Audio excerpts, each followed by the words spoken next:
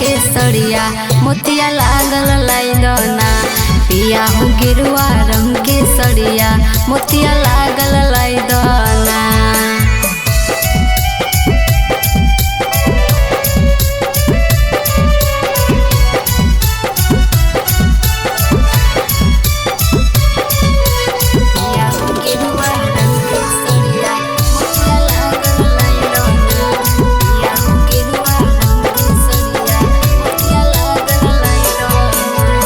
जहाँ के बजरिया दिला दह बलम जी लेके कमहर बोलबै सभे बोलबम जी।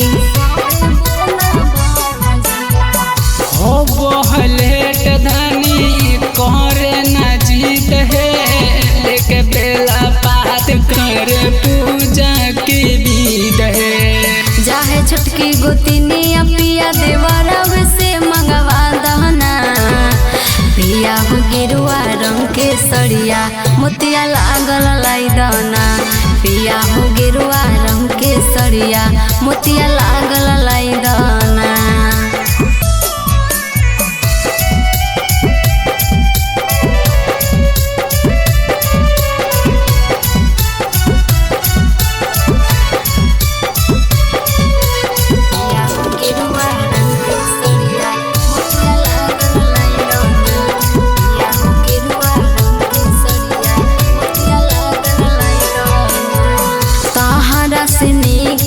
कई बड़का भई सुरवा जहाँ के कमर पिया लाद जोड़े जोड़ावा।